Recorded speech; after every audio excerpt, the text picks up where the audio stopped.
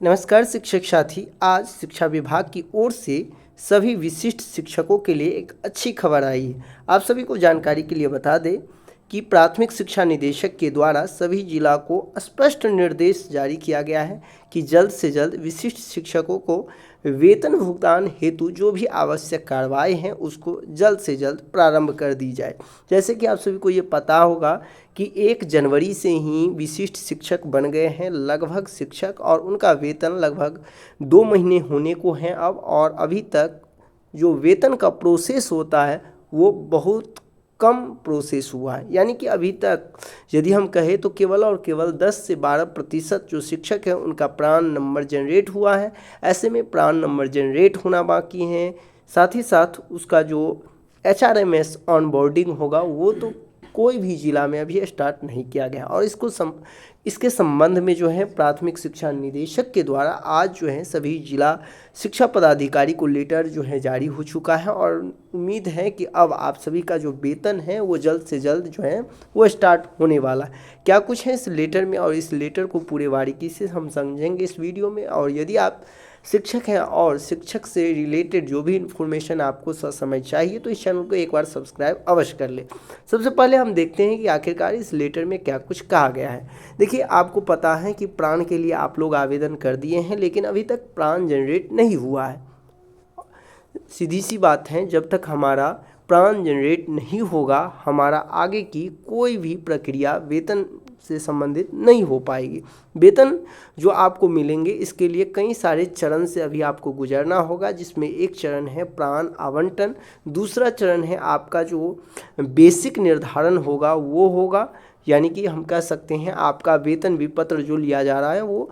तीसरा है जो आपका HRMS जो है वो ऑनबोर्डिंग। ये 3 चरण से आपको गुजरने होंगे, जिसमें पहला चरण अभी तक पूरा नहीं हुआ है।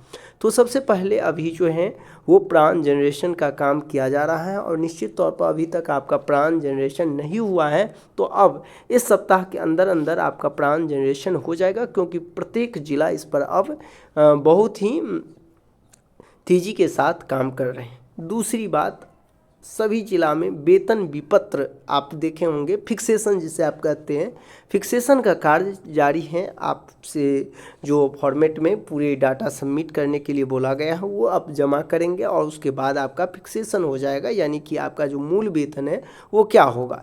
जैसे ही मूल वेतन जब तक आपका निर्धारण नहीं होगा HRMS पर जो है ऑनबोर्डिंग आपका नहीं हो पाएगा, क्योंकि आपको पता होगा HRMS पर जो है पूरे सिस्टम से होता है, ऐसा नहीं है जो मैनुअली तरीके से आपका वेतन बनाया जाएगा। और यही वजह है कि अभी तक आपको पता होगा मैनुअली के कारण ही जो शिक्षक हैं BPSC वाले उनका भी इंक्रीमेंट नहीं लग रहा है। इनका सबसे बड़ा मूल फंडा यही है कि HRMS जो है वो ऑटोमेटिक जो सिस्टम के थ्रू होता है अपग्रेड, तो कहीं ना कहीं HRMS पे आपको पूरे मूल वेतन फिक्स करना होगा, वहाँ डालना होगा, HRMS जो है ऑनबोर्डिंग करना होगा। और इसको लेकर अब जिला को इस तरह का गाइडलाइन दे दिया गया है कि जल्द से जल्द उसका प्राण जनरेशन एवं HRMS ऑनबोर्डिंग करना है। इसके लिए ये भी आप देख सकते हैं स्पष्ट कहा गया है कि समीक्षा के क्रम में पाया गया कि आपके द्वारा प्राण जनरेशन की कार्रवाई की जा रही है, परंतु वेतन निर्धारण के संबंध में अभी कोई कार्रवाई नहीं की जा रही है। वित्तीय वर्ष समाप्ति में काफ़ी कम समय शेष रह गया है, और इतनी कम अवधि में वेतन निर्धारण की कार्रवाई संभव प्रतीत नहीं होती है। यानी कि आप समझ सकते हैं वेतन निर्धारण की कार्रवाई यहाँ कहा जा रहा है कि संभव नहीं है। उपयुक्त परिप्रेक्ष्य में यह निर्णय लिया जाता है कि तत्काल विशिष्ट शिक्षकों को बिहार विद्यालय विशिष्ट शिक्षक नियमावली 2023 में यथा निर्धारित मूल वेतन के आधार पर जो निर्धारित मूल वेतन भुगतान अविलंब किया जाए। वेतन निर्धारण की अनुवर्ती कार्रवाई करते हुए बकाया राशि का भुगतान कालांतर यानी बाद में आपको कर दिया जाएगा। ठीक है, ये स्पष्ट कहा है कि अब चूंकि वित्तीय वर्ष मार्च में ही है और ऐसे में वेतन निर्धारण यानी जो फिक्सेशन है वो संभव नहीं लग रहा है, तो वेतन फिक्सेशन का काम अपना तो जारी रहेगा, लेकिन तत्काल उसका जो अभी बेसिक जो बन रहा है उसके अकॉर्डिंग उसका जो है आप उसे दीजिए जो उनका वेतन हो रहा है।